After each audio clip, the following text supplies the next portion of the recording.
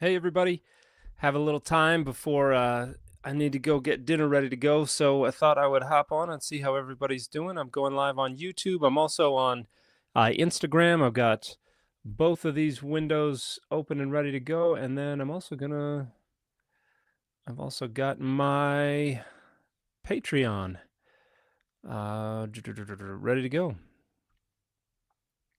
So, hope everybody's doing all right. Hope you've had a good weekend. My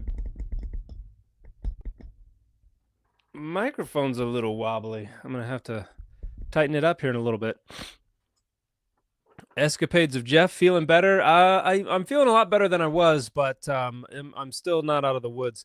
Do you read your own audiobook? Yes, I'm going to be recording the narration of my audiobook in a little less than a month.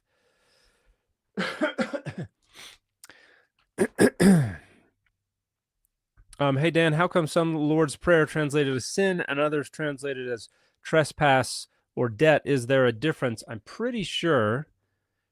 Let me look it up real quick. I don't think there's a difference. There might be a difference between Matthew and Luke, but I'm pretty sure the idea is debt. But let me just take a look and see real quick. Yeah.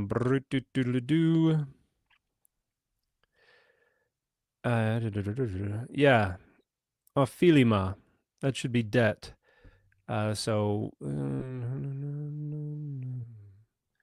Okay, so I think Luke probably uses sins. Let me see. Luke, I think it's 11.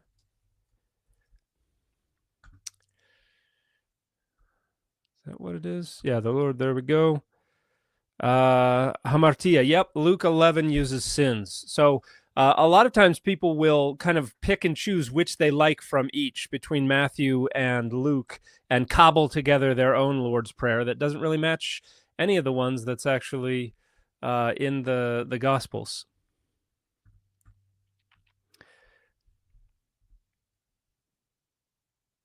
The question, does the Bible really say it never rained until the great flood? Keep seeing that. No, the Bible doesn't say that anywhere. That's just an assumption that people make, and it's kind of silly. I don't understand it. Cheers from Chile. Hola en Chile. ¿Qué hubo? ¿Cómo se dicen en Chile? Creo que se dice eso. How's your weekend been? It's been relaxing. How come you never laugh or smile? I'm a goofy bastard in reality, but when I first started making these videos, I am not comfortable with this on a camera. So the first time I put that camera there and looked at myself and hit record and presumed to have something to say that anybody else wanted to see, I was very, very uncomfortable, and I was for a while. And so the kind of persona that came out was just this dry, straight shooting kind of here are the data persona, and that kind of became my brand. And so in a lot of my videos, I'm like that. But the reality is I'm an incredibly goofy dude, and I will take a comedy over a drama every day of the week, and love being goofy and funny, and love laughing and smiling. But yeah, I have developed a brand, and so I kind of stick with it. Dan, can you tell me about my personality based on the truck I drive, or am I thinking of a different channel?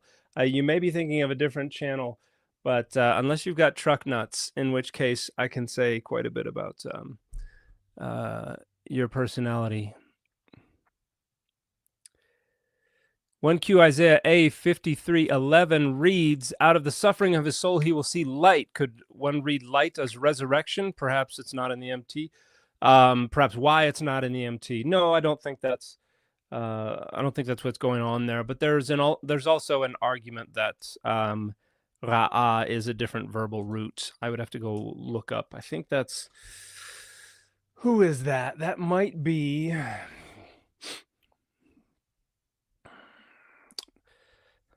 Just give me a second. That might be Vanderkam. That might be Ulrich, who mentions a theory that the verbal root is actually different there. Give me just 1 second.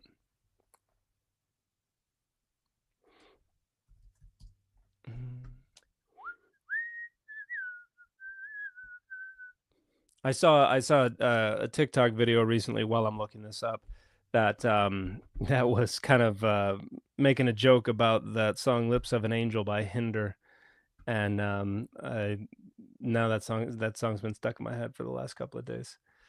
Such a great song. Yes, there it is. Oh, it'll be 53:11. Okay.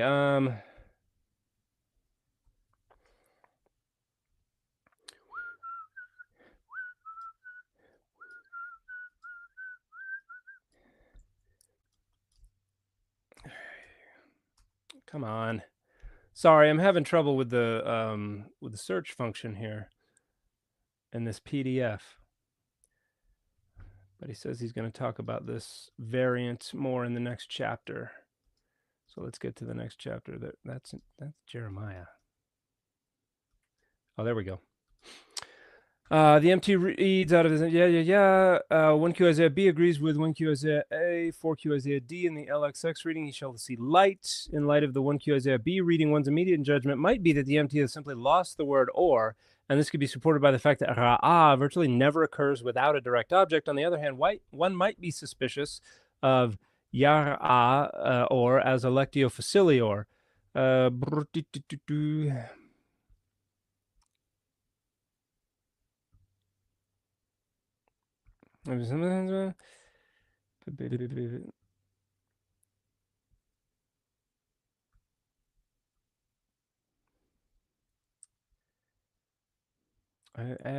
He has another argument in there, but I can't find it quickly enough. But but I think it's safe to say that no, it's not about resurrection. That wouldn't have been a thing in Deuteronomy Isaiah. Using Steam Deck, I'm on StreamYard. How many T-shirts do you own? Over 100. I counted a while ago. I don't remember exactly how much it is, but I've gotten more since then. Christopher Siebert, 100K subscribers. Congratulations. Thank you very much. I think I just crossed that a couple hours ago, which was very cool. And so I guess hopefully there's a plaque on the way. I'll have to find a place to put it so it's very prominent in my videos. Mike, thanks so much for the question. Is the bow Adonai sets in the clouds after the flood his literal bow? An etiology explaining rainbows as the weapon of a storm god, which he set down? That's certainly one popular interpretation. If you look in Francesco Stavrakopoulou's book,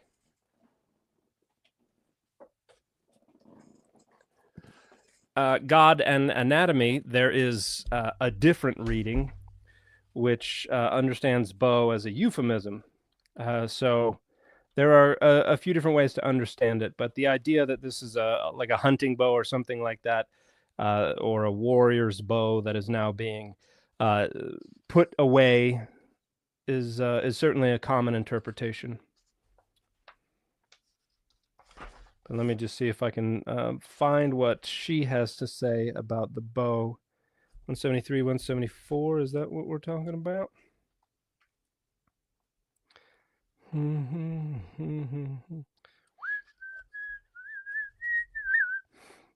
then there's a drawing of the Assyrian deity Asher with his bow, and I did that drawing for her book. Yeah, I don't know where it is in there, but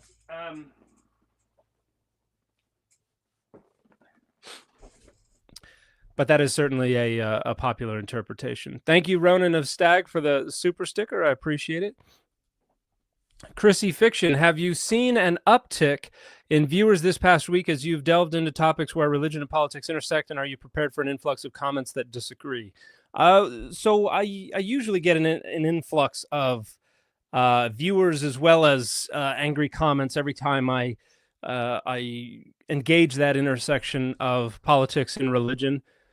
And I always get a bunch of people like, stay in your lane, because they don't know that I've been heavily involved in politics in my state for a long time, including running twice for the state legislature in Utah. I was the county chair for a caucus. I was precinct chair for many years.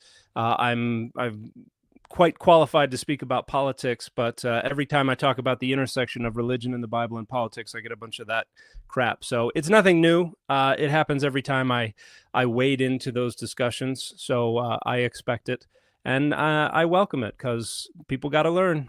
Thank you, Dan, for the question. Will fallout from Trump hasten decline of Christianity? So we talked with a friend of mine named David on our podcast a bit ago. I just got to try and find his book because I can't find anything. There it is. David Congdon, Who is a True Christian? Contesting Religious Identity in American Culture. We talked to him on our podcast about the decline of Christianity and how the Christian nationalism and the attempts to use Christianity as a tool for arrogating power signals, at least in his mind, kind of the last gasp of certain features of Christianity as a religion. So David would probably say, to some degree, yes, but we will have to see.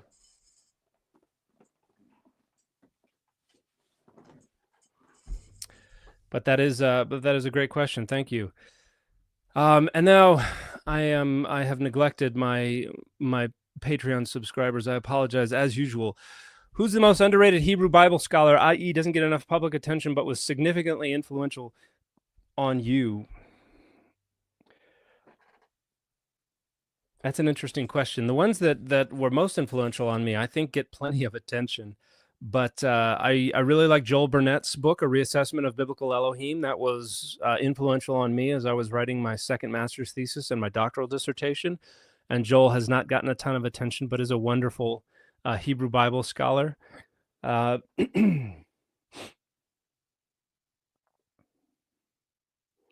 a lot of the Mark Luchter is another wonderful Hebrew Bible Judaism scholar who I think deserves more attention than he gets.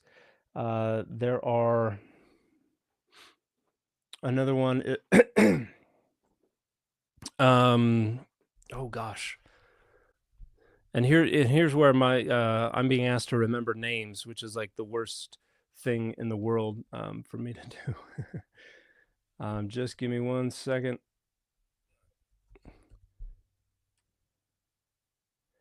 No, I can't remember the person's name. Alexiana Fry is recently got her PhD. I think she's in Denmark, doing a postdoc or something like that. She's a wonderful Hebrew Bible scholar as well. Works on trauma and things like that. But yeah, most of the people who are the most influential on me have always gotten quite a bit of attention, and that's probably just because the topics that I was interested in tended to be pretty high level, broad topics, which meant they were attracting attention from the more popular scholars. Simone says, hi, Dan. Hi, Simone. Do you know any good resources for historic Semitic linguistics, the development of Hebrew and its changes over time? Absolutely. There are a handful of good things. Anything, John Hunegard is going to be wonderful. Give me just a moment. Whoop. Now, when it comes to Hebrew, obviously Chris Rolston has a wonderful book out there. And let me pull that up real quick.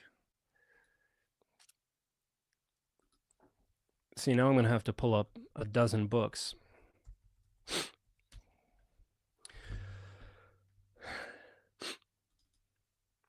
Okay, so let me start this this parade of books.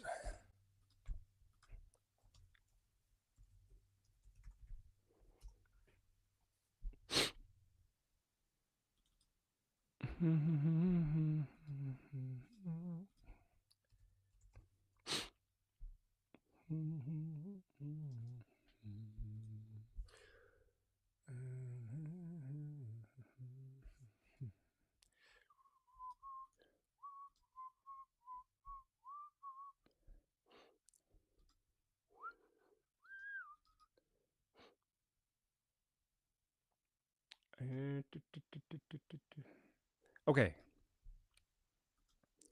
So let me just rattle through some of these real quick. and this is not like this is not a bibliography that I have sat down and worked comprehensively with. This is just me rattling through a bunch of names and titles, and this is what I've come up with. Lipinski's Semitic Languages, Outline of a Comparative Grammar is a good start, but a little outdated. John Hunegard, Akkadian's probably not what you want, but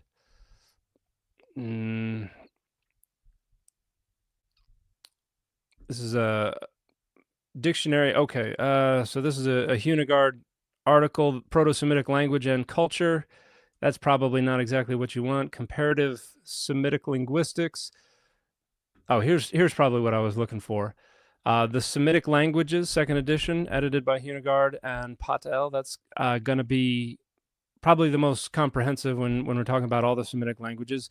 Joseph Nave's Early History of the Alphabet is going to be good. Seth Sanders' The Invention of Hebrew is also going to be good in terms of the origins of these things. And then Chris Rolston's book, Writing and Literacy in the World of Ancient Israel, Epigraphic Evidence from the Iron Age is good. And then we've also got The Spine is Blue. I know that.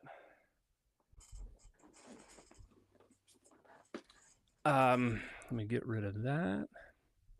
Bill Schneidemann's book, A Social History of Hebrew, its origins through the rabbinic period, is also pretty good. Obviously, it's going to be a pretty high-level survey, but I think there's some good information in there. So there are a few places to start.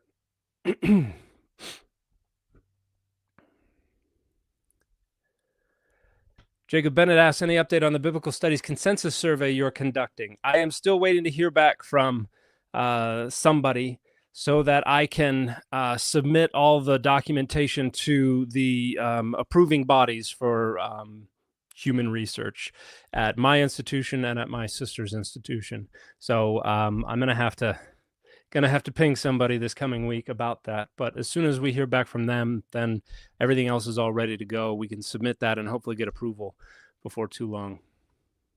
Shocked that book has a dust jacket still. I am too. It's not my wont to hold on to dust jackets.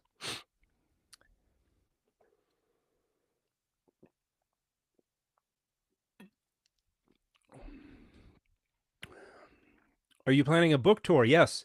We are actually working with, we're working with an agency right now to get stuff booked. We're hopefully we will start on Saturday, April.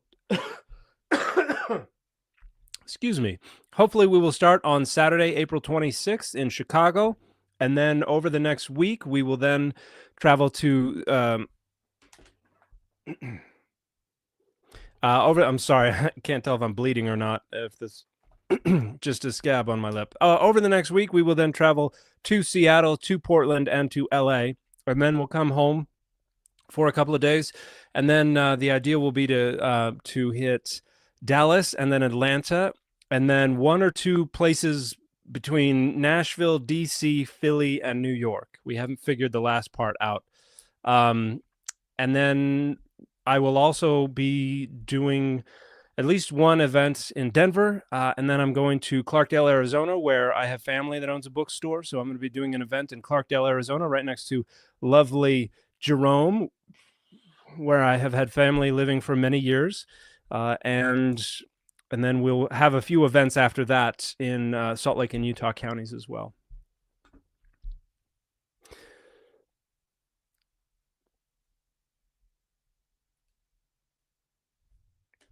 Is the Book of Mormon of ancient origin? The data do not support an ancient origin for the Book of Mormon. The data suggest it is 19th century in origin. George, thank you so much for the question. Pretend this is in Hittite so people will be impressed. Cheers, Dan. Thank you so much, George. And I am actively pretending that is in Hittite. I am not a Hittitologist by any stretch of the imagination, however, and the only text I know in Hittite is the El-Kanisha myth. Didymus, thank you so much. Does the Bible state that the state should care for the poor?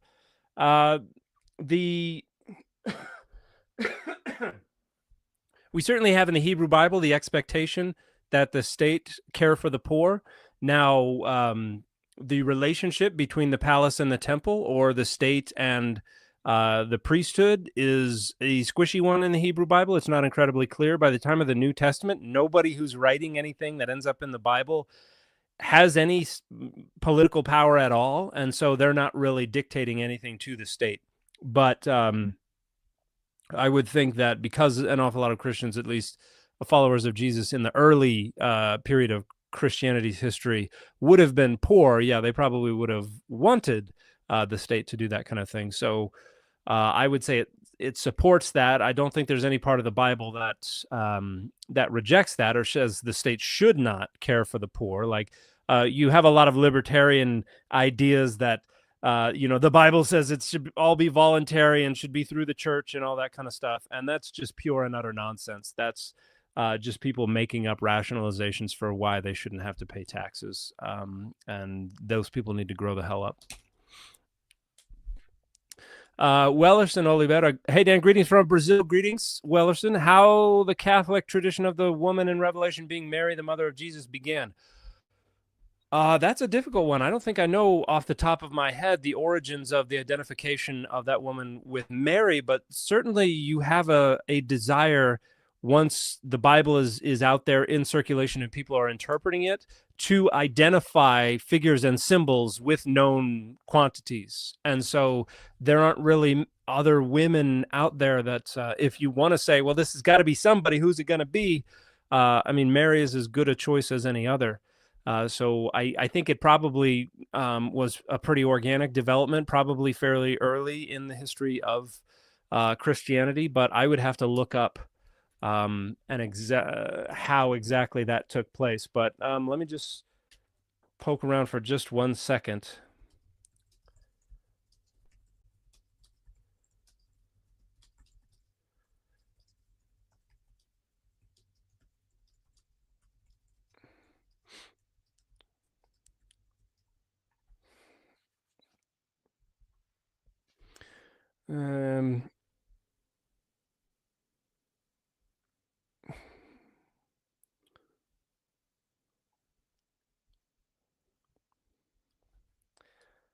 It sounds like it was probably in the 5th century that somebody who was tight with Augustine, excuse me, may have said that.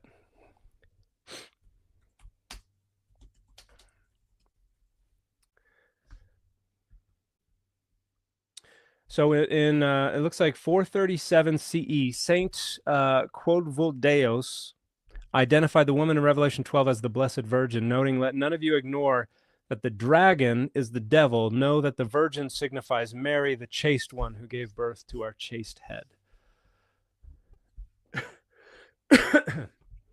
Pardon me for coughing a little close to the mic. Somebody's highlighting a question in the whatever this thing is called. I can't remember what it's called. Discord. I am unsure how familiar you are with German history, but do you think American 21st century Christianity and 1930s German Christianity parallel each other at all? I think the nationalism certainly does. The desire, the nativism, the xenophobia, the jingoism, I think that all certainly parallels.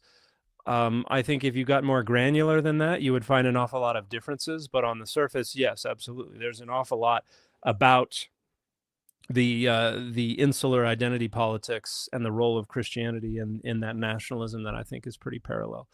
Paul Benjamin, thank you so much for the question. Do you take Brant Gardner seriously? Brant's a friend, and while I disagree with some of the conclusions he comes to, I think he is an honest and capable author and arguer. So do I take him seriously? Yes, I take him seriously, but I again, disagree with stuff, and also methodologically we're starting from different positions as well. Daryl, thank you so much for the question. Just started Evolution of God by Robert Wright. Any thoughts on this? Also, your daily videos help keep my sanity. Well, I'm glad to hear that. Thank you for the kind words. I read Evolution of God a bit ago. It's like a lot of these trade books that give broad, sweeping biographies about God. I think there's a lot of good information in there. I think some of it's outdated, particularly where it's outside the wheelhouse of the author, and I think some of it's pretty pedestrian and it's not really advancing much. So, I mean, as a trade book, I think it's a good one, but it's not gonna move the needle much regarding the scholarship.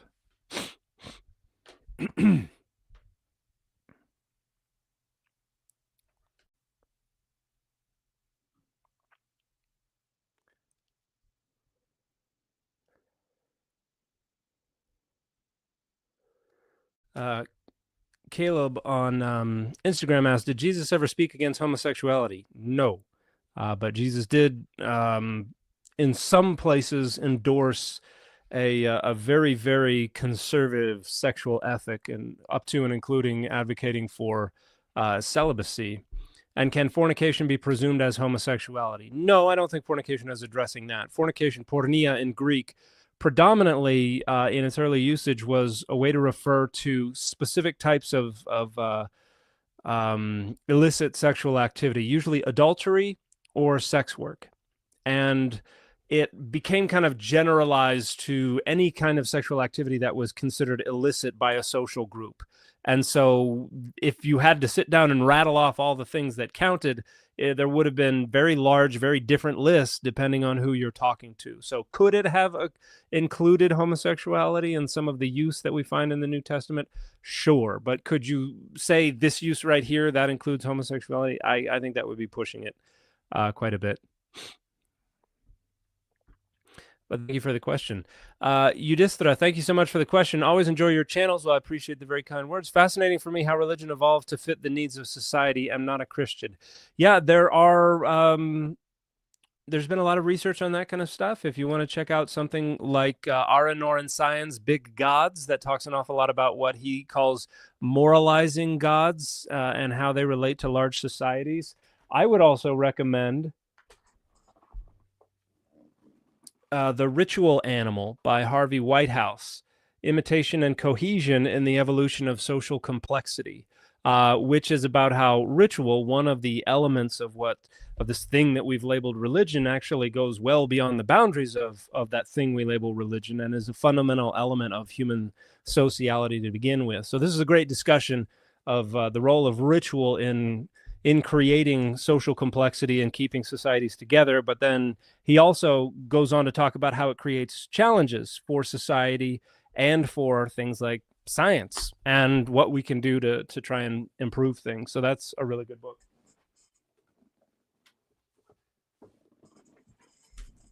But thank you so much for the question.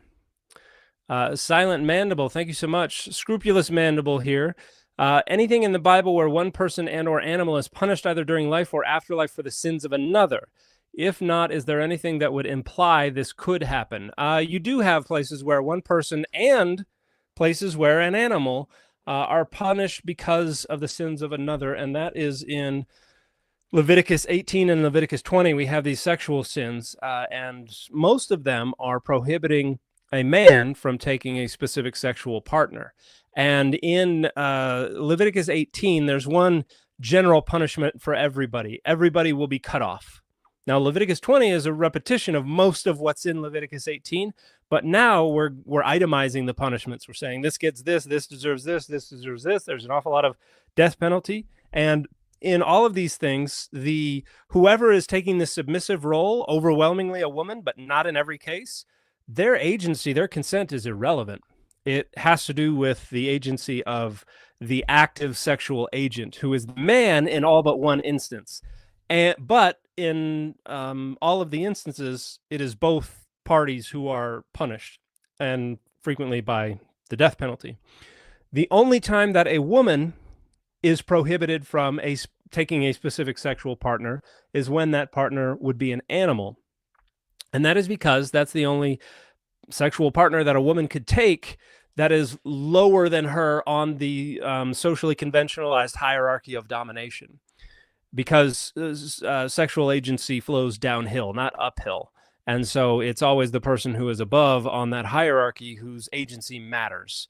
But in the case of either a man and an animal or a woman and an animal, both the sexual agent, the man or the woman, and the animal are killed, even though the agency, the consent of the animal is obviously utterly irrelevant. So, and the idea there is that these inappropriate sexual acts generate a kind of metaphysical contamination that spills out on the land and pollutes the land, and that needs to be purged. Otherwise, the land will purge itself of the people. And that's kind of the metaphor that is used for understanding why the Canaanites were ejected from the land. And that's the warning that Israel is given. Do these things, otherwise you're going to be vomited out from the land. And so the punishment is intended to purge that metaphysical contamination, and they obviously understood the punishment to require both parties that were involved, irrespective of the agency or the will or the consent of the submissive partner. So people who think that the sexual ethic of the Bible can just be transferred wholesale to the modern day really need to learn an awful lot about the difference between human sexuality as it's understood today and human sexuality as it was understood anciently. So that's just one example, but you do have a handful of other kind of marginal examples, but that's the first one that springs to mind.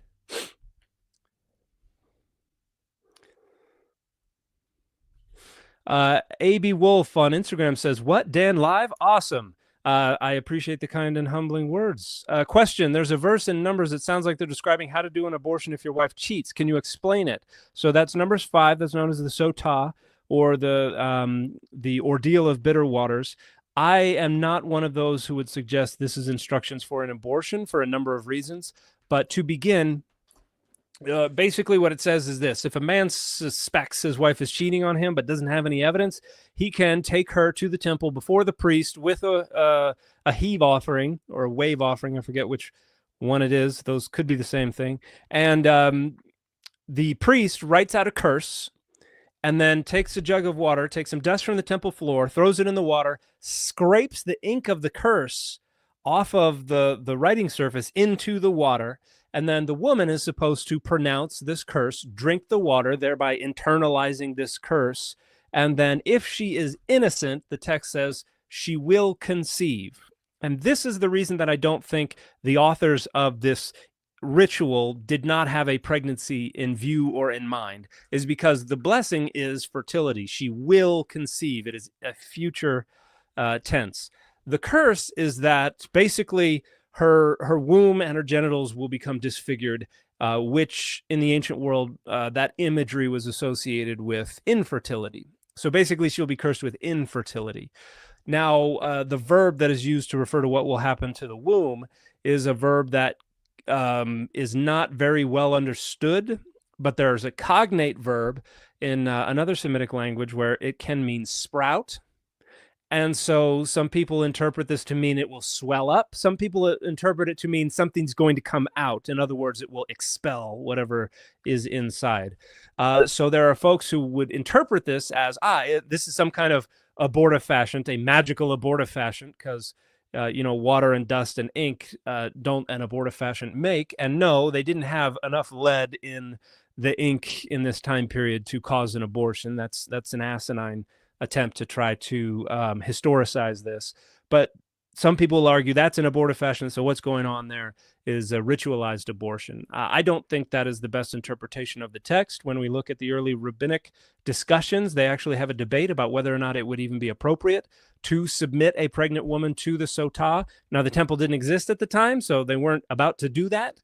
But they did decide that it would have been appropriate to submit a pregnant woman to the Sotah. And so if this ever happened, and we don't have any data indicating anyone was ever subjected to this, and a woman was pregnant and the magic worked, then that obviously would have resulted in the ending of that pregnancy. So I think at most you could say, if given all those things, that it indicates that God would not have been particularly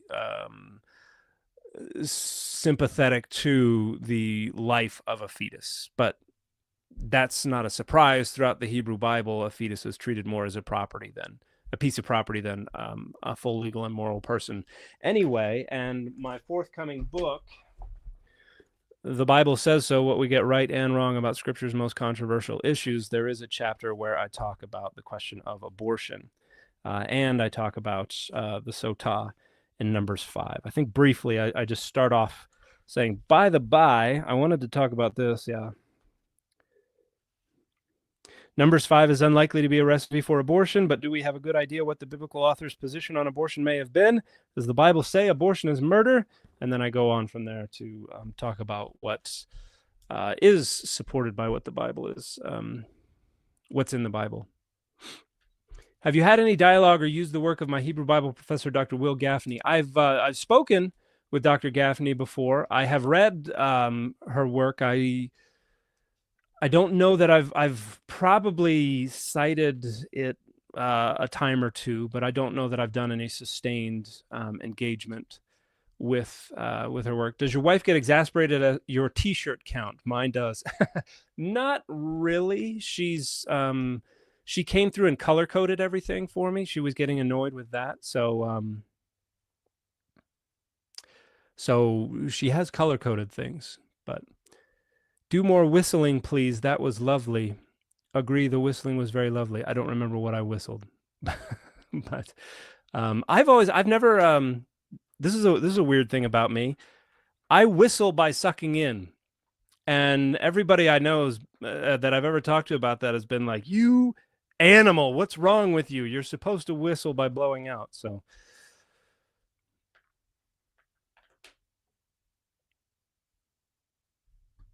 all right, let me get back to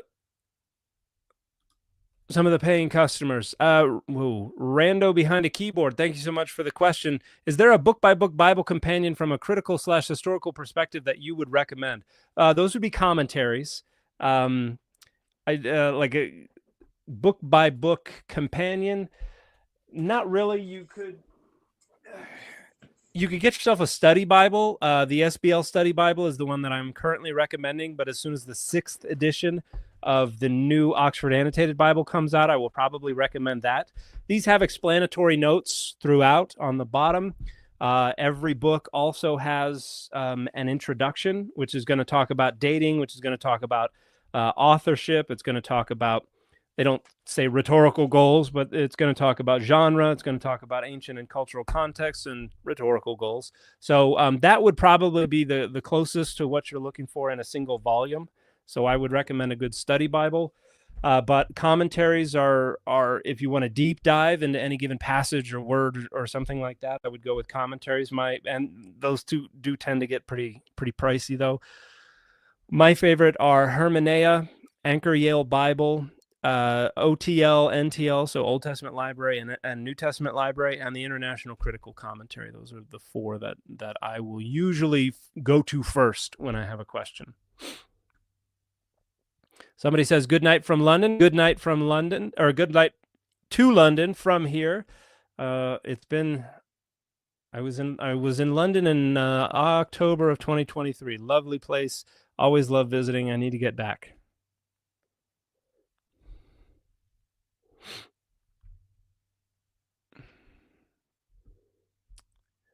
Shamgar's Oxgoat has a question, but is driving. Hope I remember it when I get home. LOL. We shall see. Hopefully you don't have too far to drive. Just curious, do you live in the U.S. or the U.K.? I live in the U.S. I live in Utah, in a city called Harriman. Are you aware of Gil Kidron's podcast of Biblical Proportions? I think I've heard of it. I'm not really much of a podcast listener, though, so I can't say that I've listened to anything of it.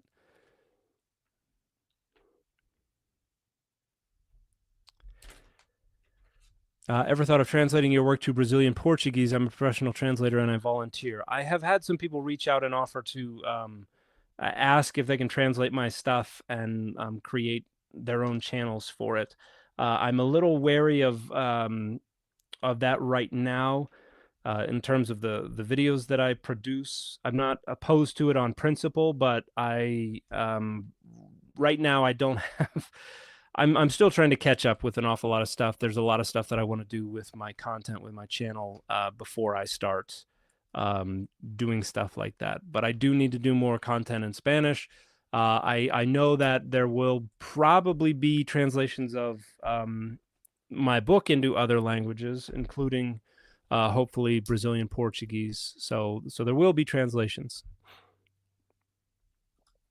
William, thank you so much for the question. Do you think Hebrews has a low or high Christology? Any literature for low Christology? So I'm not a huge fan of the low high Christology spectrum, just because I don't think that the criteria are the most salient. Like I think Hebrew, like, you know, some people will say is Jesus. It's a question of whether or not Jesus is divine. I think Jesus is considered in some way divine by all of the authors of the New Testament, but not necessarily that Jesus was always divine, and what it means to be divine, I think, is also different from author to author. So, but I think Hebrews is a higher Christology than most, because Jesus is you know, above the angels, and we have some texts like Psalm 45. It's supposed to be about the king. It's explicitly saying, I direct my words to the king, and then refers in the vocative to the king as God. And then Hebrews picks that up and then alters it to be referring to Jesus, the Messiah, as God. So I would say it's a pretty high Christology, but it's certainly not the Trinity by any stretch of the imagination. Benjamin Summer. I don't know if you're the author of The Bodies of God in the World of Ancient Israel or not, but if you are, I am honored to have you join my channel. I'm suspect that you're probably not. You should do a collab with Alex O'Connor. I was interviewed by Alex the other day. So there will be a podcast episode that comes out with him within the next I don't know how long, couple weeks maybe, and then we're going to be getting back together closer to the release of my book to do another discussion. So yeah, I've worked with Alex a couple of times, and look forward to working with him more in the future. He seems to be a good dude.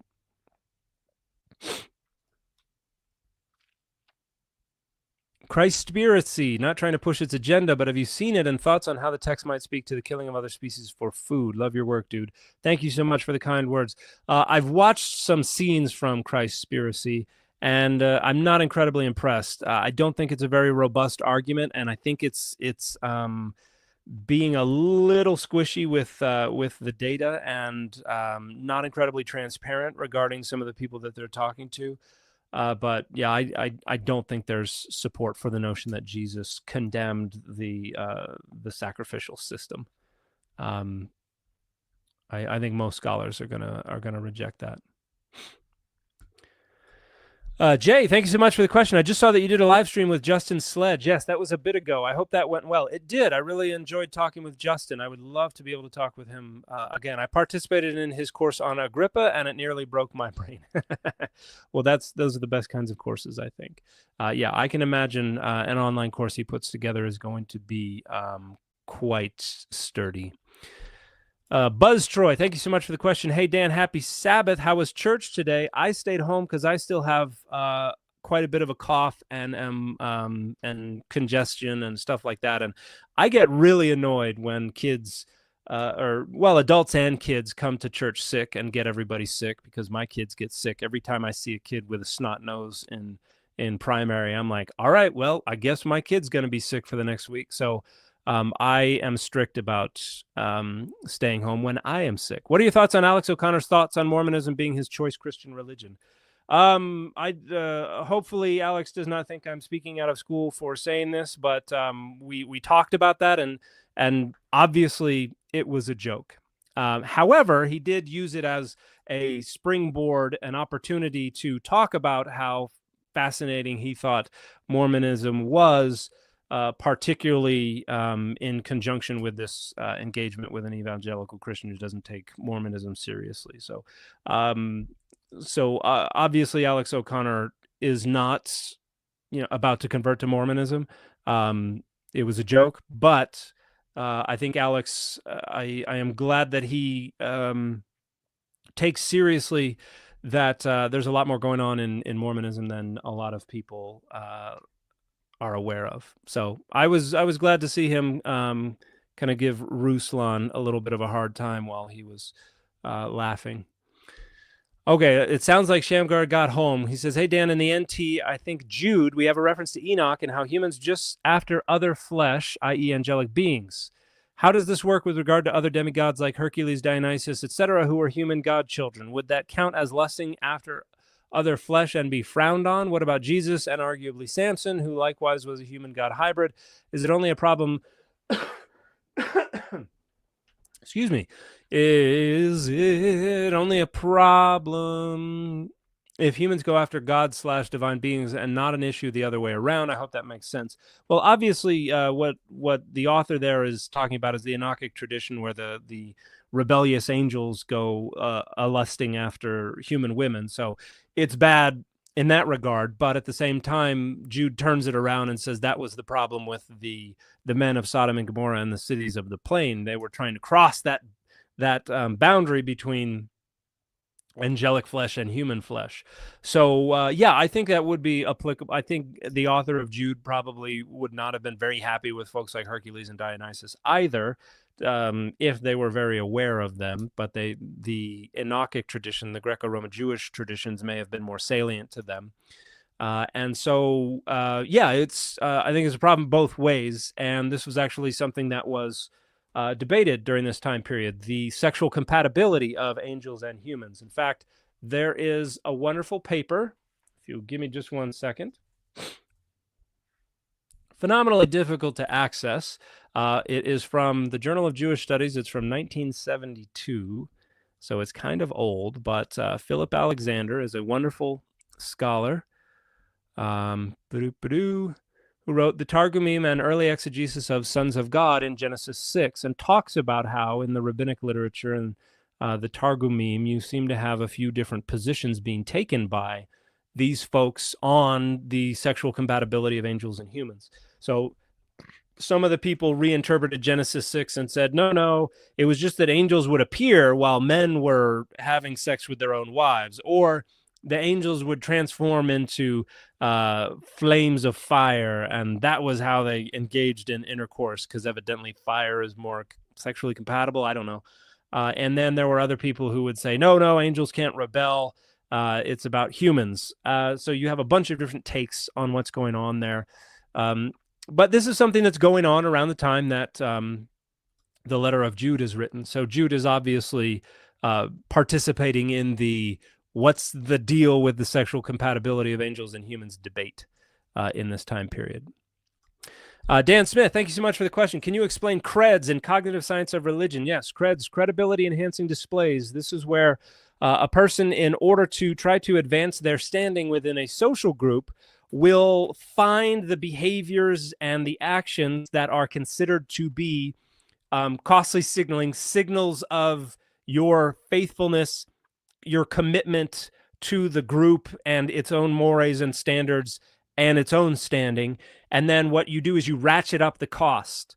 And in so doing, you put on display that you're even more faithful, you're even more committed, you're even more credible a member of the group. So, for instance, if somebody goes and protests outside of an abortion clinic and they get arrested, that's a way to incur a social cost to signal to other members of your group, look how awesome I am. I am willing to do this all for the sake of our belief that abortion is evil.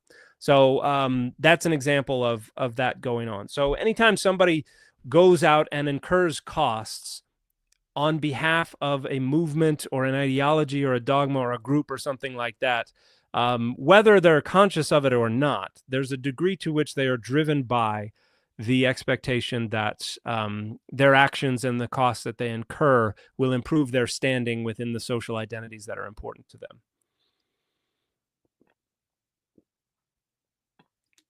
So, in early Christianity, if you had Christians who run out into the arena and throw themselves into the mouths of lions, that's a credibility enhancing display.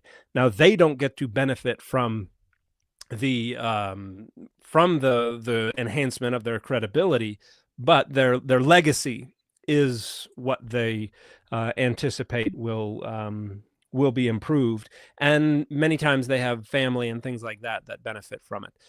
There's actually an awful lot of overlap in the psychology of suicide terrorism and credibility enhancing displays. A lot of people who go interview folks who failed at suicide terrorist attempts, or interview people who are parts of movements that engage in suicide terrorism and things like that, what they frequently notice is that these are not people who are particularly pious when it comes to the ideologies of these groups, and frequently are not particularly well informed when it comes to those ideologies, but they are people who want their family or their friends or their social group, however it's delineated by language, by ethnicity, by state, whatever. They want that to improve, and they're willing to sacrifice themselves as a means of a credibility enhancing display that helps advance the interests of the social identities that are important to them. So that's I'm kind of rambled a little bit, but hopefully that makes some sense. If you give me just a second, I probably could pull up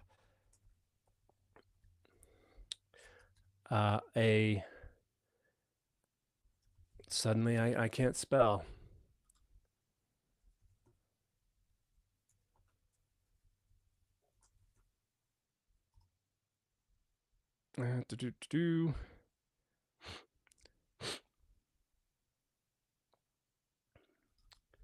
Okay, so here are a couple of examples of papers. Journal of Cognition and Culture, Violent Creds Toward Outgroups, Increased Trustworthiness, Preliminary Experimental Evidence.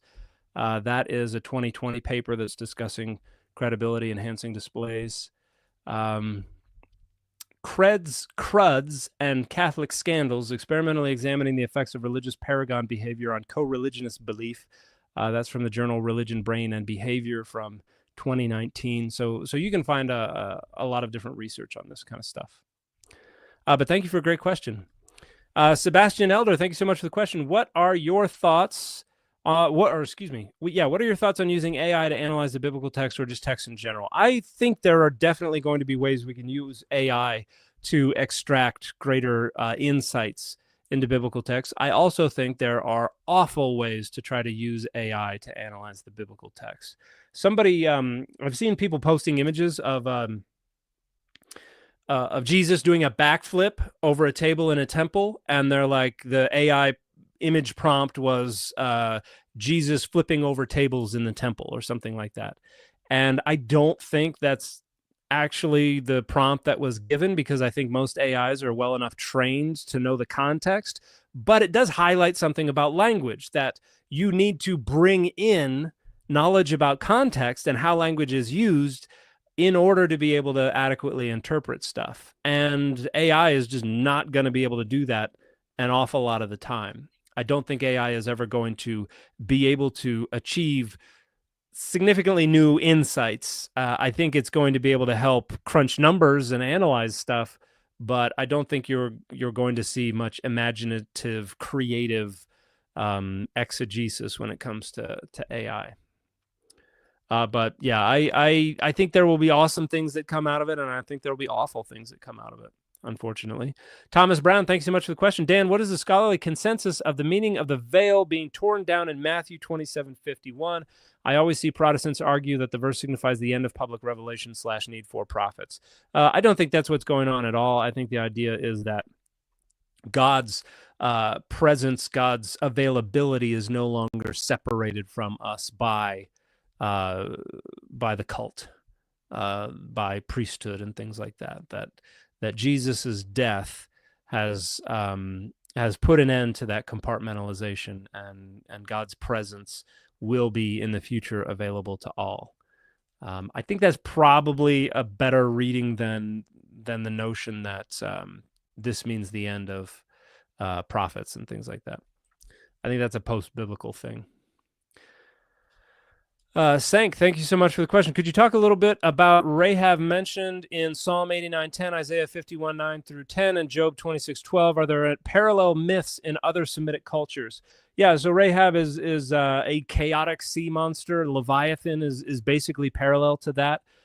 There are I don't think we have myths from other societies that use the name Rahab, but certainly the idea of chaotic sea monsters is present in a lot of different places, and I will pull up a book that is probably going to give you the best discussion available regarding how this myth operated in other places. So let me just share the screen real quick.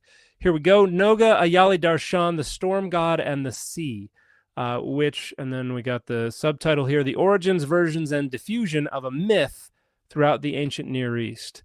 And so if you look in the table of contents, you've got Egyptian literature, you've got Hurro-Hittite literature, you're going to have Ugaritic literature, and then Babylonian literature, and then biblical literature. So you're going to have, why is the, I know, there we go. Okay. I don't know why I wasn't grabbing that. So yeah, there you're going to go through all the different texts where that's is discussed. And I imagine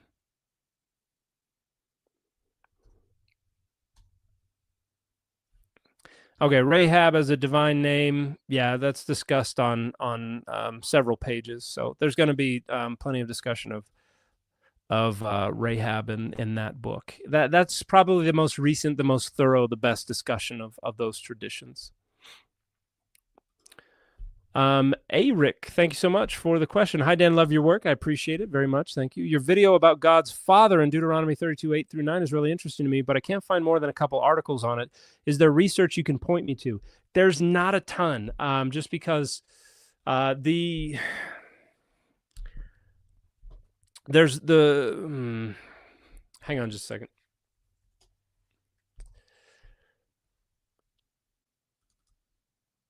Because like the most thorough one I'm thinking of is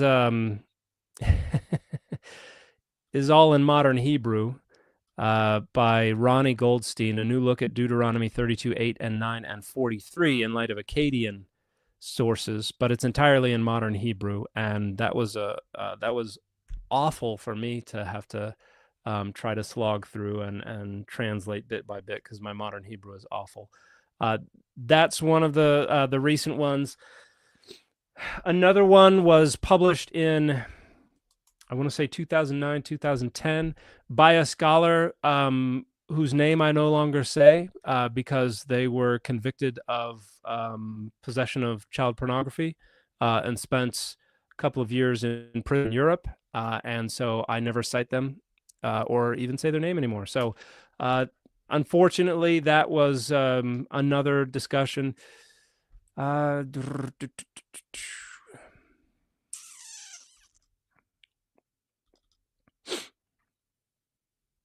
No, that's not gonna be incredibly helpful. I think probably the best for discussion is going to be Mark Smith's book, God in Translation, which I think originally was published in 2008.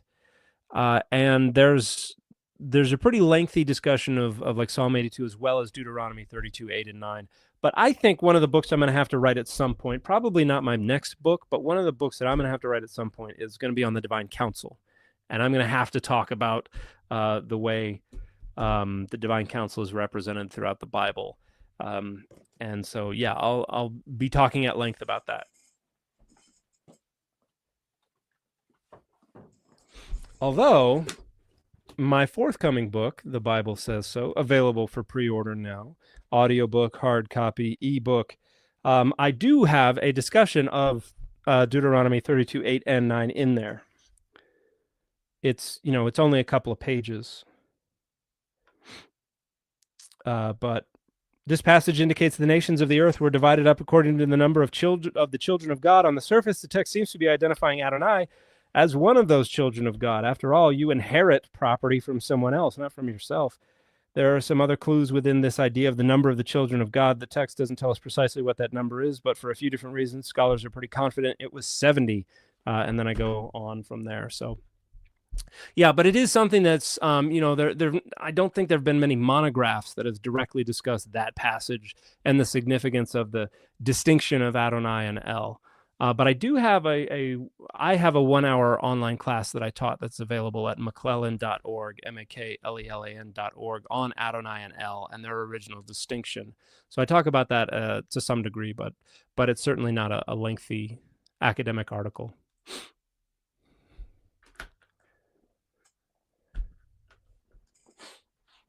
And Simone says the tearing of the curtain to me seems to straightforwardly mirror Ezekiel 10 and 11, where the kavod departs prior to the destruction of the temple by the Romans. That makes an awful lot of sense too. Although I would think by that time period they would have a different rational or a different way to account for the relationship of God's presence to the temple. But yeah, that does make sense. I would listen to Simone over myself regarding that.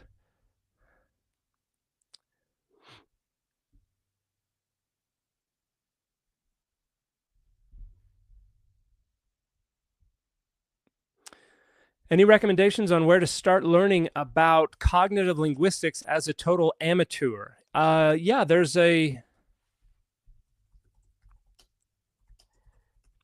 are a couple of good introductions to cognitive linguistics, and I have to just remember how. Trying to remember the last name.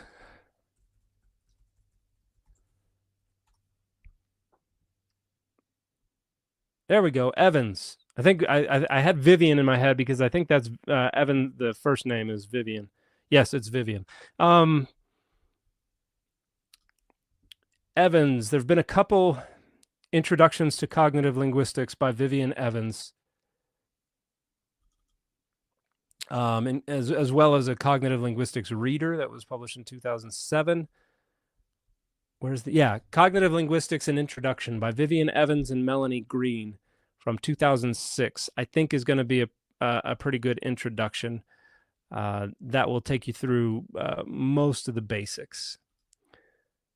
And then there have been some other ones. Dirk Gierertz also has introduction to cognitive linguistics. A cognitive linguistics reader is also the editor of the Oxford Handbook of Cognitive Linguistics. That's going to be a lot more technical, but those are the ones that I would recommend.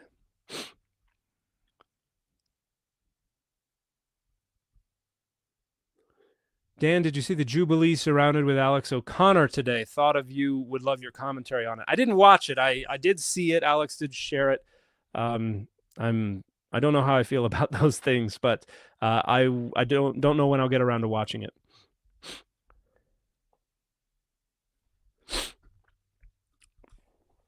Joshua, thank you so much for the question. Hey, Dan, what's up with the Exodus narrative and the Philistines? It seems like the bones of the story were broken to ensure the Israelites didn't go through Philistia on multiple occasions. Why?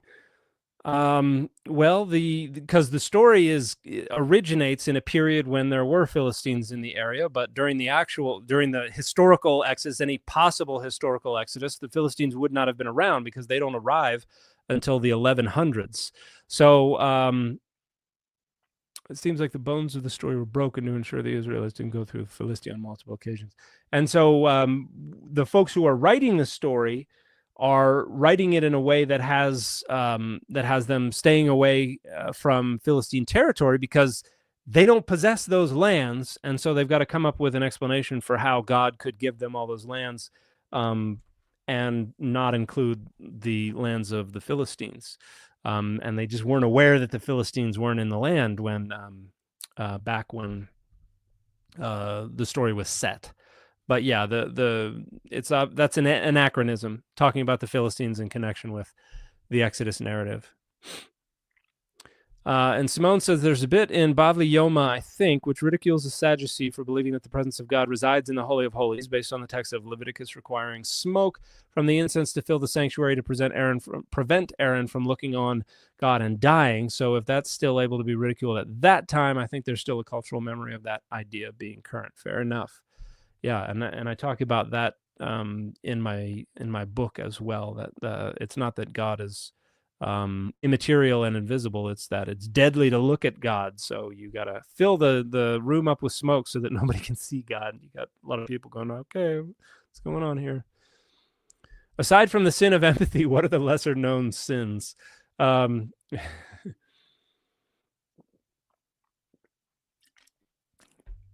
sin of grace. Jennifer, thank you so much for the question. Just saying hi. Glad I caught part of the stream. Hope you get better soon. Thank you. I hope I get better soon too, and so does my wife. Because it complicates things.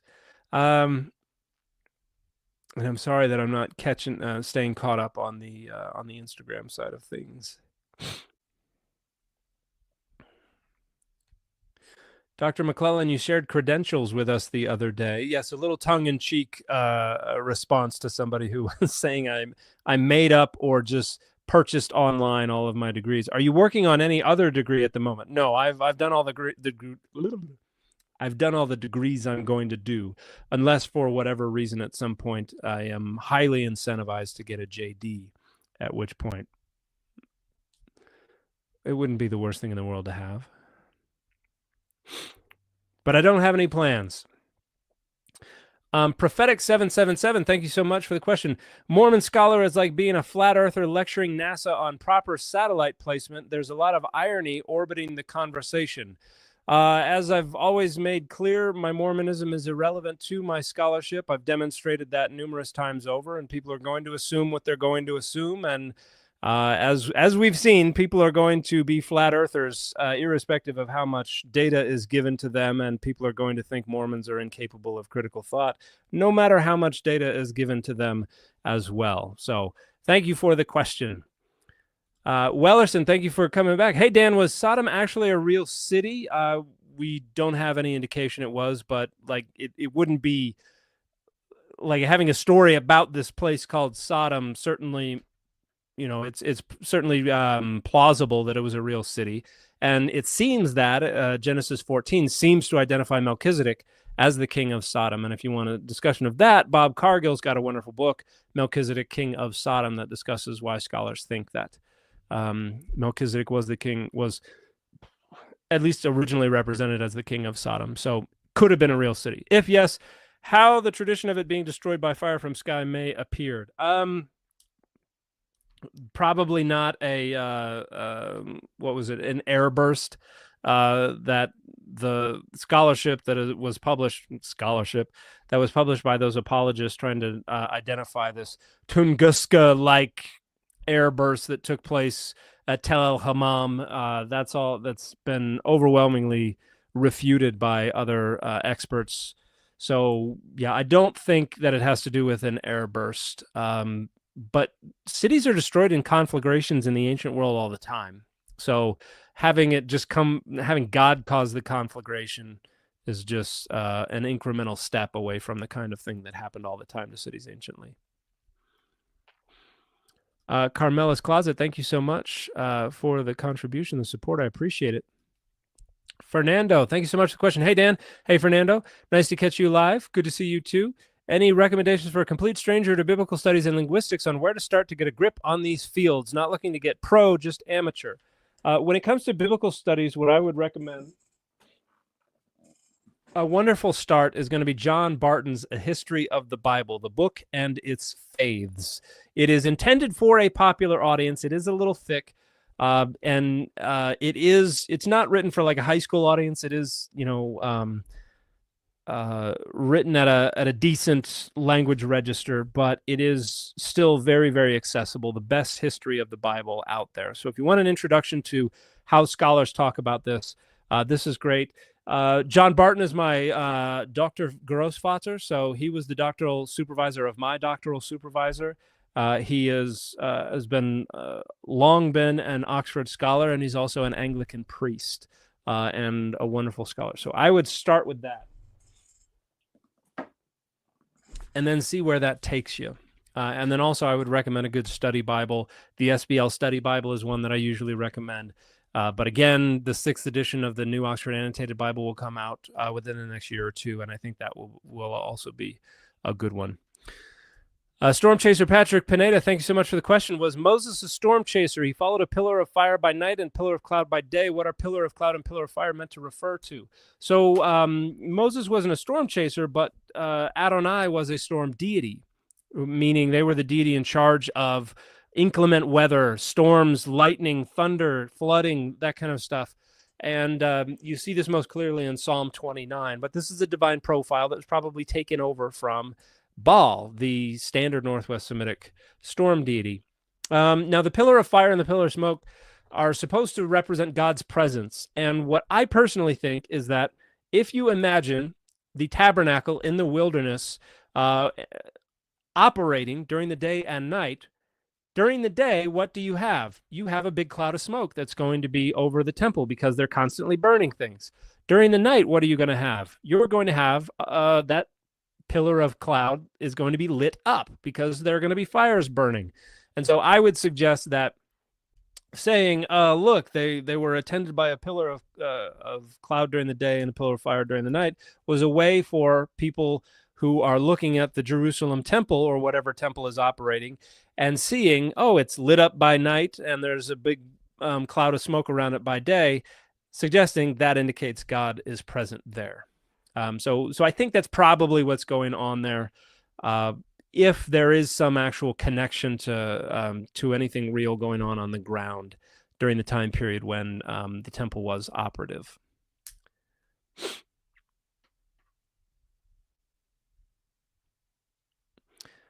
John Law, thank you so much for the question. Dan, you often say that the promotion of OT good, bad, NT good, God good, sorry, I screwed that up. OT God bad, NT God good comes from a place of anti-Semitism. Were the original Gnostics anti-Semites or just combining Christianity with Greek philosophy? I think it was combining Christianity with Greek philosophy in a way that was ultimately anti-Semitic. In some iterations, there were certainly those that were not, but there were certainly those that were. There are some who think that Gnosticism began within Judaism, however. I have not seen, and with the Barbalites or I forget what they called them, but I don't know how supported by the data that argument is. But I think once you get to Gnostics who are saying the Hebrew Bible is useless, the God of the Hebrew Bible is Yaltabaoth, is the demiurge, is evil, I think at that point you're getting into anti-Semitism.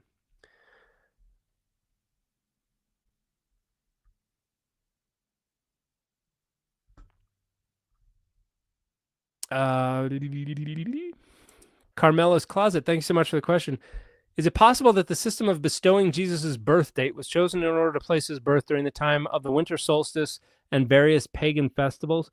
I mean, possible? Sure, lots of things are possible, but I think the best argument that we have right now for where Christians got the date is the one that we find from Hippolytus around 210 CE, which, because it kind of fits into the things that were going on in the 2nd century and early 3rd century CE, where there's kind of this symbolic identification of significant dates. So March 25th in the 2nd century is identified as the Annunciation, as the date of Jesus's conception, and this was based on the idea that was kind of common at the time period that divine beings and prominent humans who died, their date of birth aligned with the date of their death. This is this cosmic symmetry that's going on.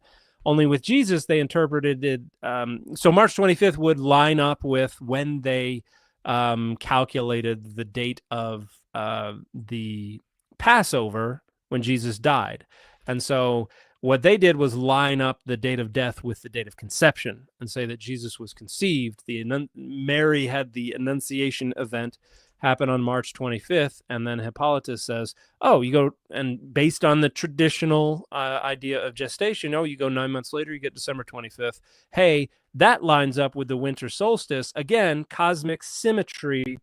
That must be the date of Jesus's birth. I think that's the best we can do trying to reconstruct the logic that led to the identification of December 25th as the date of Jesus's birth.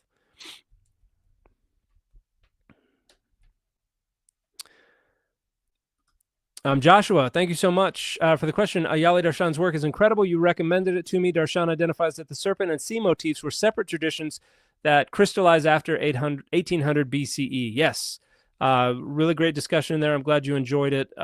Can be quite technical, but if you're into that kind of thing, then I think you'll really enjoy that book. Thomas Brown, thank you so much. Best way to learn Koine Greek outside of university? Ooh.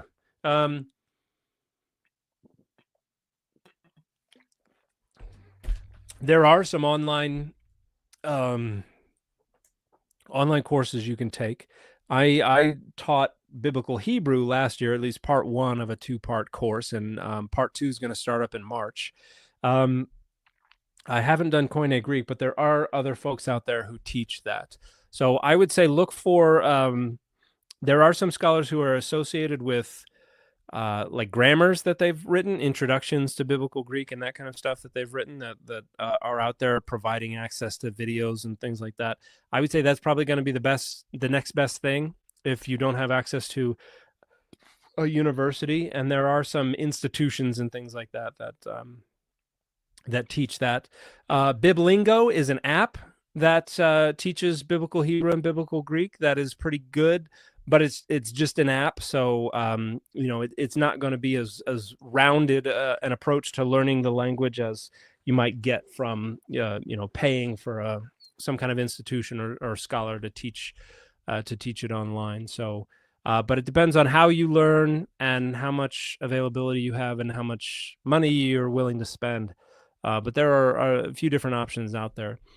And then last resort, you can pick up an introduction to biblical Greek and try to go through it yourself. But that's going to be pretty difficult unless you have access to an expert who can answer questions for you. But if you do go that route, I thought I had... dang it. I've got a new introduction to biblical Greek around here somewhere that I picked up that I wanted to try out, but I don't know where it is, so I can't... I can't show it to you, but Lexham Press, which is associated with Logos, and Logos is one of those institutions that I think offers classes on Koine Greek, but Lexham Press will have an introduction to biblical Greek that is going to be, I think, pretty useful. But thank you for the question. The People's Weenus, good to see you again. If you were to put up a billboard in Times Square, what would it say? It's not very expensive. You should totally do it. Don't be a dick, is what I would say. And there are a lot of people who need to hear that message. And I try to share that message daily on Twitter. Unfortunately, the people are confused about whether or not they're the ones who need to stop being a dick. Orsak, Narrative Universe, thank you so much for the question. Okay, former minister here, been struggling with this 20 years. What's going on in Romans 9 through 11? Rejected for Christ, but grace under the law, all may be saved. This section drives me batty. Yeah, I don't know that there's a simple answer to this. I think there's a lot of tension going on in the way that Paul is trying to put together this argument, but there is a new commentary on Romans by Beverly Gaventa in the New Testament Library series that came out just last year that I would highly recommend, and is going to have I think one of the best discussions available on Romans. And if you give me just 1 second, I wonder if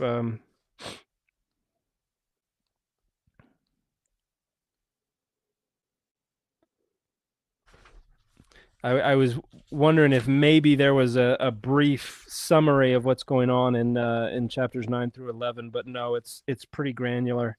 It's pretty detailed, but I would highly recommend one of these commentaries. I think this new one is phenomenal by Beverly Gaventa.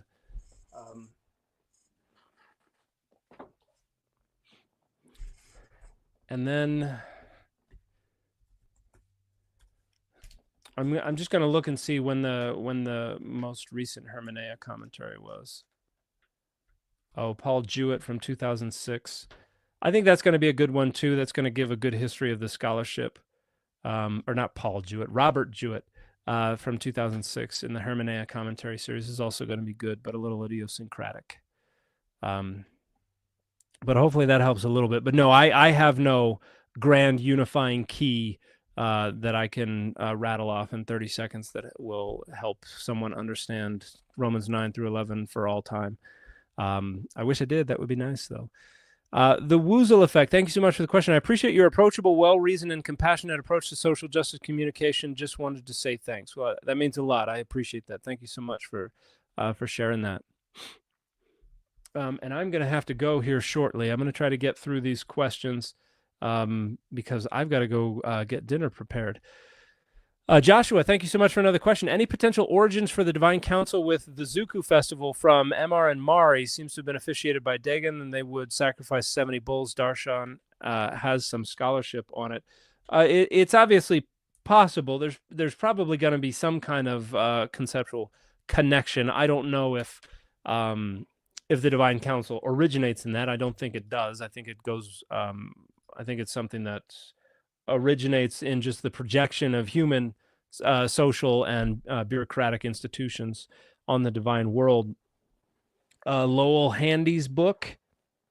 Oh, now I've forgotten the title of it. Oh, gosh. Among the Host of Heaven, that's what it is. Lowell Handy's book, Among the Host of Heaven, talks about a kind of a bureaucratic take on the Divine Council. E. Theodore Mullen has the Divine Council in Canaanite and early Hebrew literature. That's going to be a really detailed discussion that's going to incorporate mainly Ugaritic stuff. I don't know if they get into Mari, Emar and Mari, but Daniel...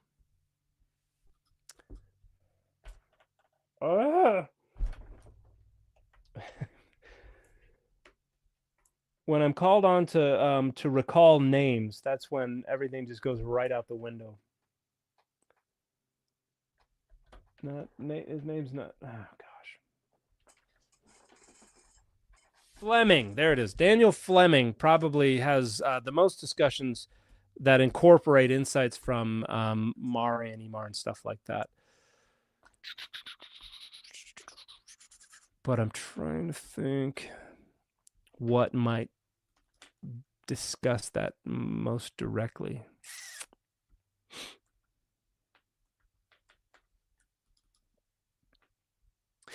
Yeah, I don't know if I have anything that's going to discuss Mari and the Divine Council. Yeah, I think there's something to that. I don't think it's the I don't think it's the main branch. I don't think it's the taproot of the Divine Council, though. George, thank you so much for the question. So smoke confounds lasers and seeing God. Yeah, that's certainly the rationale that we have. We don't want God to be very visible in the Holy of Holies. So even when the priest is able to go in, it's going to be pretty cloudy in there, so that the priest is protected. Because as you know, no one can see God and live, except for Hagar and Moses and Manoah and his wife and Gideon and Abraham and a bunch of others. OJ, thank you so much for the question. Will you take another stab at the gym when you recover from the flu? Yes.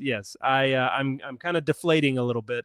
Not that I was in tip-top shape before, but I've been, gosh, I haven't been to the gym regularly since like October, because I traveled a bunch in November, and then December was I was incredibly busy, and then I've been sick for the last couple of weeks. So, but yeah, I'll be back in the gym as soon as I can.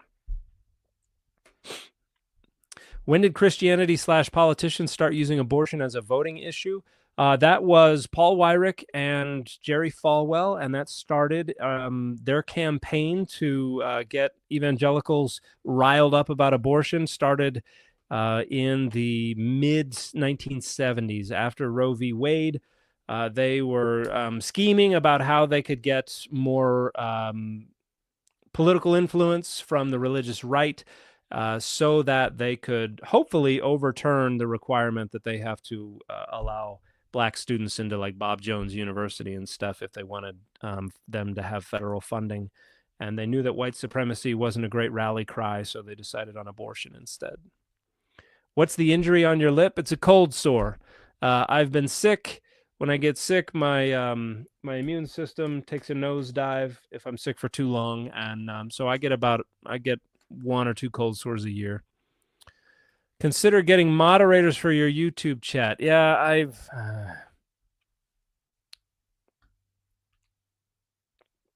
am aware of that, and the folks on my Discord are aware of that as well. They said I am able to just like click on their name, and I should be able to make them moderators, but that's not the case.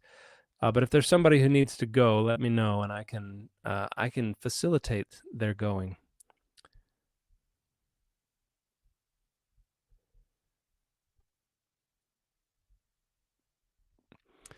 Joshua, thank you so much for the question. Why do you use they when you refer to Adonai? Looking forward to the book tour drop in Nashville. I hope we get to stop in Nashville. I've always wanted to go there. I've heard from a number of folks who would like me to stop in there. It's just a decision I made around the time I decided to start using Adonai instead of the other name, out of respect for Jewish folks, but also out of respect for folks who don't think of God as male gendered or male sexed. I decided to actually, that's around the time I decided to start using it on my channel. But actually, it's back from when I started writing my dissertation that I thought in the scholarship I should use non-gendered pronouns. Although I've gotten some flack from editors for that, because editors do not like that. But thank you for the question. Mark, thank you so much. I know you said you're not into pods, but make some time for 60 songs that explain the 90s. You'll love it. Rob Harvilla is awesome. It sounds like the kind of thing I would like.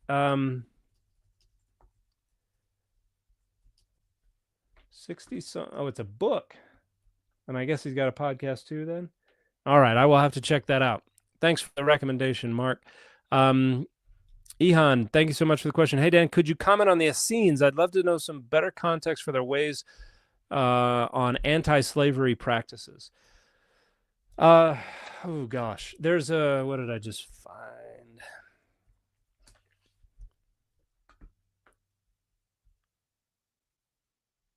Give me just 1 second.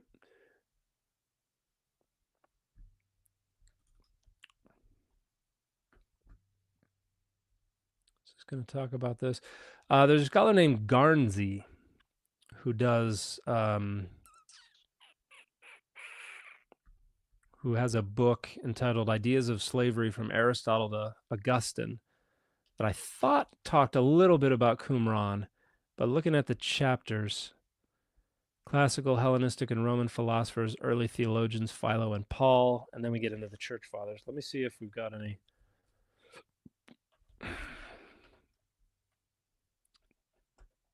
No, it doesn't look like Qumran is mentioned in there. Glancy, Slavery in Early Christianity, that might have, let me see if that's got anything on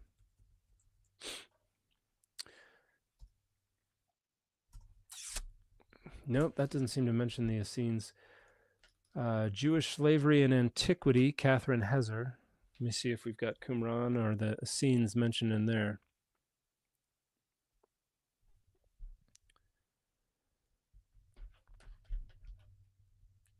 So we got a couple mentions of Qumran. A sapiential text from Qumran warns against submitting oneself to debt slavery. About the literary work in which this instruction appears, the editors write that it must have been important for the Qumran community since many copies of it circulated. It could not have originated in Qumran, though, or been directly related to the Qumran group. Shooby-dooby-doo. Since the Qumran group itself is believed to have abstained from slavery altogether and formed an exception in this regard, Strugnell and Harrington suggest that the text may provide evidence for the existence of that wider non-monastic branch of the Essene movement mentioned by Josephus. It could have provided guidance for those affiliated members who were thoroughly integrated into non-Cenobic Jewish society, more so than were those who lived at Qumran. Yeah, and then we've got reference in Philo's On the Contemplative Life and Josephus's Antiquities on the Essenes' opposition to slavery.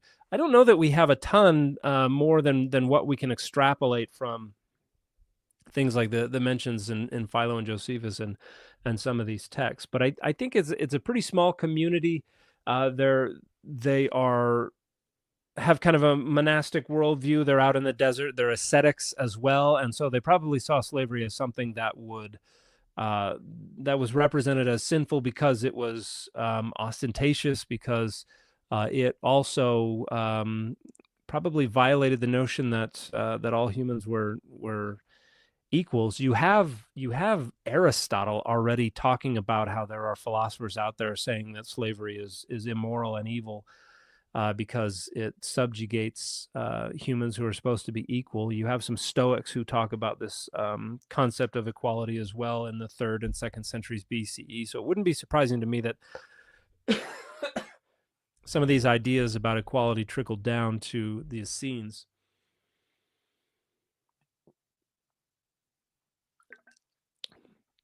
And Philo and Josephus talk about how Essenes considered slavery to be incompatible with human nature and to contribute to injustice and oppression within society.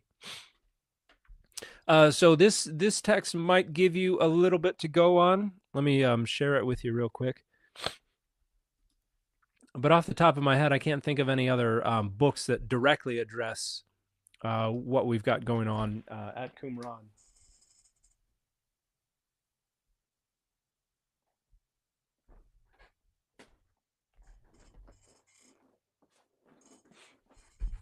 But a couple of books that I would recommend.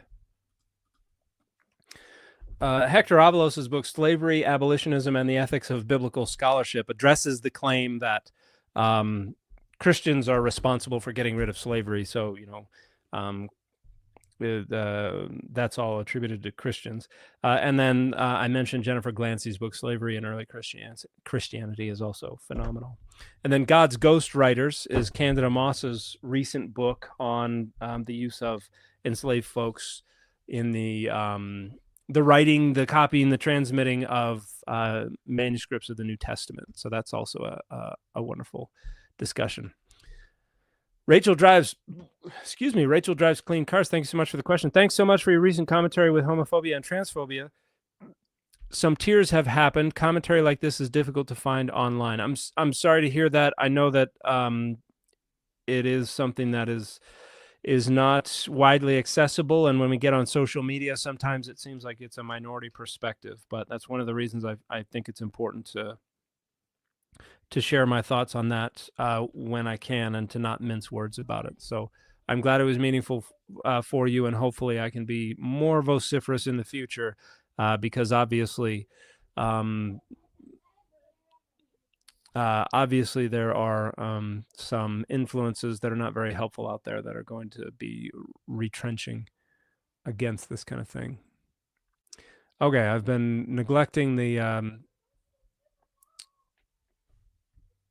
Discord a bit. Excuse me. Kurt says, only an armchair amateur scholar here, but I do identify as a modern Gnostic, as April DeConnick and others point out. Those we identify as Gnostics is a description scholars have used to describe various beliefs, but not a title that folks placed on themselves at the time. The demiurge is usually identified as the OT god, but different sects have had widely different views on the demiurge, with Sethians leaning towards seeing him as evil, and Valentinians taking a view that is more nuanced and sees the demiurge more as the embodiment of ignorance. I had dinner with April in November, and we got to find an opportunity to get her on the podcast to talk more about Gnosticism. But yes, she has written a wonderful book on Gnosticism from the ancient world down to today as well. And Hayden has the old Jack Chick tract. Most people rejected, and then he's put in Dan's message, "Don't be a dick," and then one of the authorities says, "Shut up."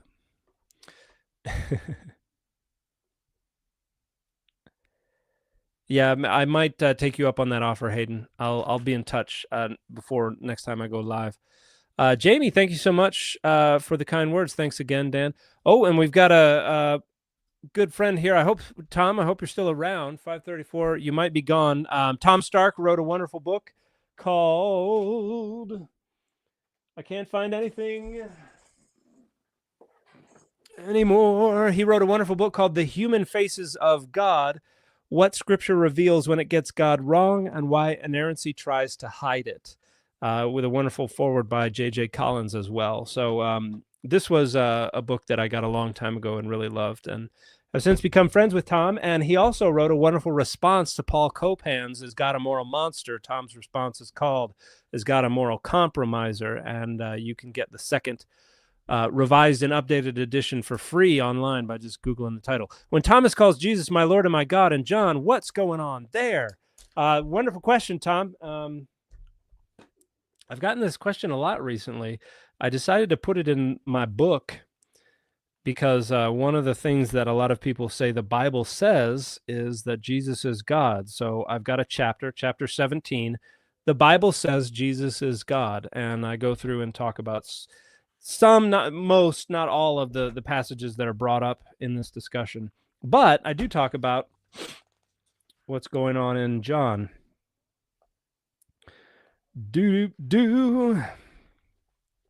Okay.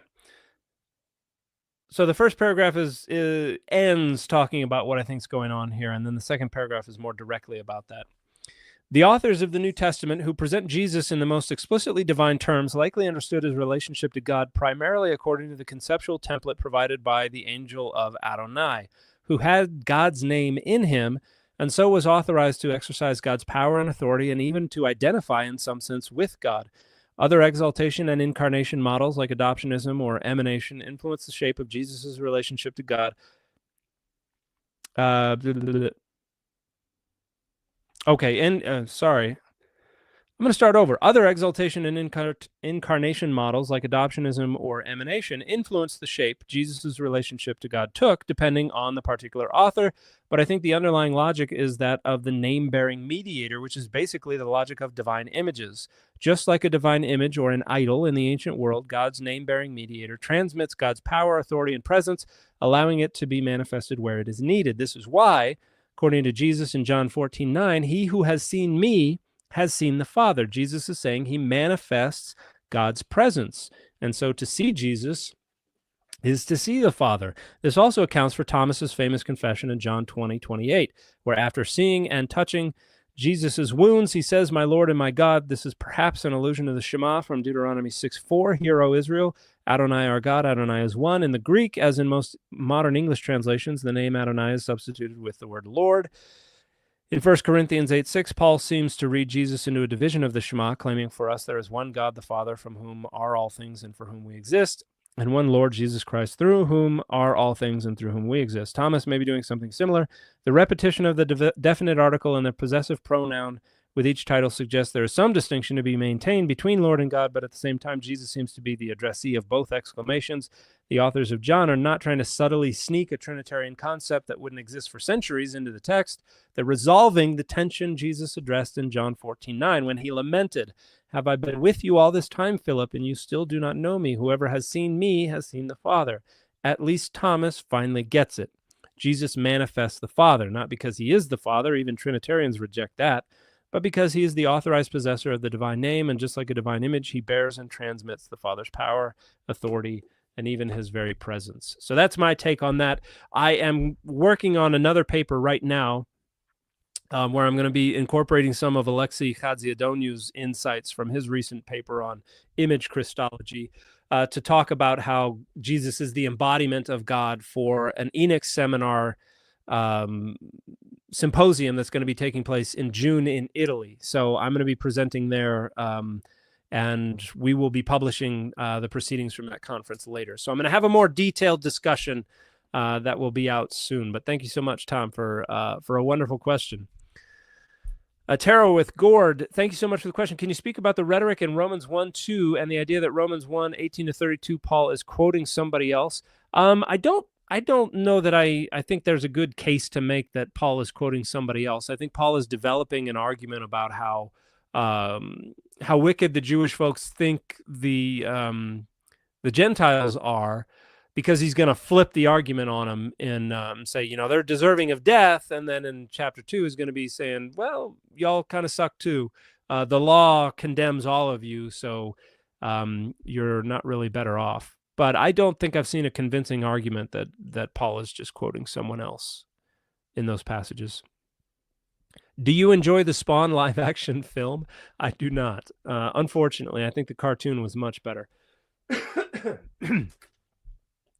No, but that Spawn, I don't think is I don't think is very conducive to a live-action film. How did the first humans survive inbreeding, Adam and Eve and their offspring?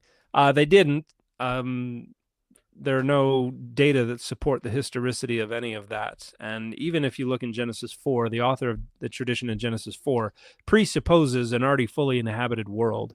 So that is probably an independent tradition that got stuck on to the end of Genesis 3, and the editors were just not concerned for reconciling that problem.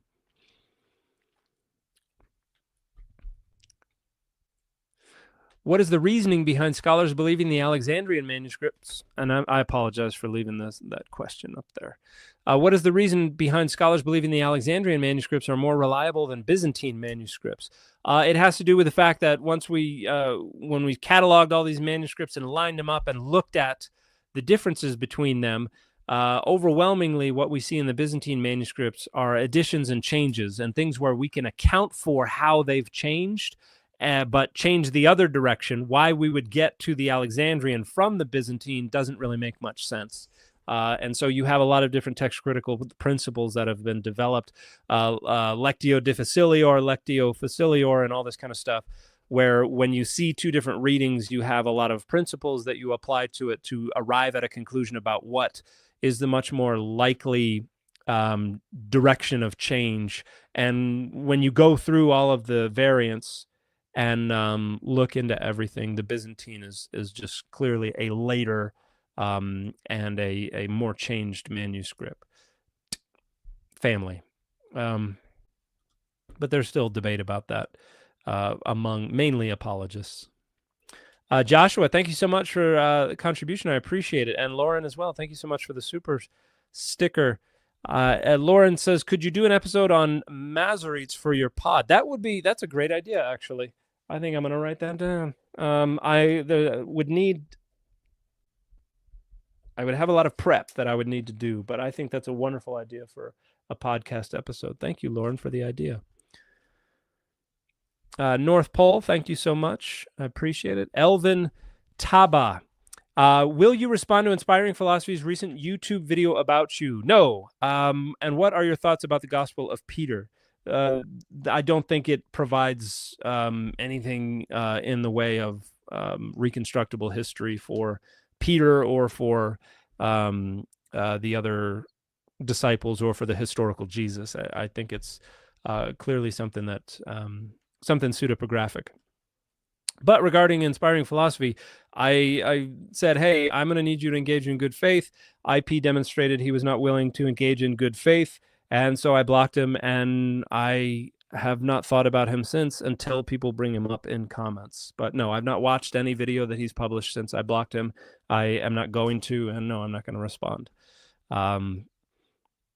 But he does seem very concerned about me. Toranote or Thoranoth, don't know what kind of what kind of convention you're using there, but thank you so much for the question. Hi, Dan. Hello. Do you think it's possible or perhaps likely/unlikely that the evangelical subculture might ever reject the pastoral epistles given the growing consensus around its pseudepigraphical nature? I think it's phenomenally unlikely because a lot of the evangelical subculture is structured around the misogyny that really you only find in the pastorals. So I think they would have to reject their misogyny first, which I think is a bridge much too far for any living evangelicals, at least those who are tied up in the Christian nationalism that we're currently suffering through. But it is a great question, and hopefully one day things will change. I don't know that I will live to see that. Mormon Satan, thank you so much for the question. I really appreciate your thoughtful responses to the difficult narratives we often see in popular media, especially from those who use Scripture to justify the suffering they inflict on others. Thank you for your insight. I'm a big fan. Well, thank you so much for the very kind words. I appreciate that. I'm glad that's coming through. That's something that is lurking behind an awful lot of what I do, which is something that I point out in the book. Kind of my final plea in the book is stop using the Bible to hurt people. Grow the hell up and learn how to engage with it in a more productive, more humanistic, more loving, compassionate way. And obviously, you got the folks out there who bray about the sin of empathy. So there are an awful lot of folks who are beyond feeling and will not have the ears to hear. But I'm going to keep saying it. Joe Wilson says, Tom asked exactly what I was going to ask. Let me go one further. Was John written by a closeted Gnostic? I think John was written by somebody who was influenced by Platonism and maybe even Middle Platonism to some degree, but I don't know about a closeted Gnostic. I think that's just kind of the resonance of some of that Platonic philosophy. Simone, I would say Middle Platonist, when Middle Platonism is the groundwork on which Gnosticism is built. So yeah, appreciate that. Dalasa, stop using Pharisees as a way to describe Christians. Response to not using the Bible as a weapon. Yeah, that's stop using Pharisee as a pejorative. That's one thing that an awful lot of Christians need to do. And they should also go read a book like The Pharisees, edited by Joseph Sievers and Amy Jill Levine, which is an edited volume that goes into a lot of detail about the Pharisees. What do we got? 25 different papers on the Pharisees. This was published, I want to say 2022? 2021. Excuse me. I got this copy for free at SBL because they were giving them away. But yeah, get educated on the Pharisees and don't use Pharisee as a pejorative. That's just anti-Semitic. All right. From the smell of things, my family is already starting to make at least some constituent element of dinner, which means they are trying to coax me out. So I'm going to respond to a last couple of questions, and then I've got to go. Ronan of Stag, thank you so much. Should we bring Rufus back? George Callum style. Oh, George. That would be fun. George Callum. All I'm thinking of is Callum from Dairy Girls. The character that my wife loved. Hilo guy, thank you so much for the question. Hi Dan, big fan. I appreciate that. You've recommended the JPS Jewish Study Bible, OUP. I noticed they have a companion volume, the Jewish Annotated New Testament. Yes. What do you think about that volume? Is it helpful? Absolutely. It is. I think it's Mark Zvi Bretler and Amy Jill Levine are the editors, and basically they're going through and they're providing rabbinic literature and Jewish history and things like that to contextualize what's going on in the New Testament. And it uses the NRSV as the translation, I'm pretty sure, for that. But yes, absolutely, I would highly recommend that. And then I would go get their book, The Bible with and Without Jesus, which is basically looking at, I think, 9 or 10 different case studies where they're looking at passages from the Hebrew Bible that are popular with Christians and saying, here's what they probably originally were understood by Jewish folks to mean. Here's how Christians understand them. Here's how modern Jewish folks have understood them, and just basically tries to triangulate how the meaning has changed as it entered Christianity, as it has evolved within Judaism, and in an effort to try to kind of bridge the gap between the two traditions. But the Jewish Annotated New Testament, absolutely, I would recommend.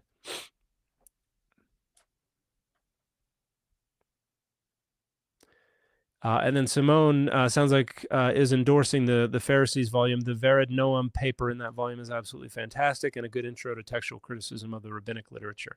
I don't think I've read that one yet. I will have to look into that. Thank you. Oh, yoink. Let me just pop something in here to...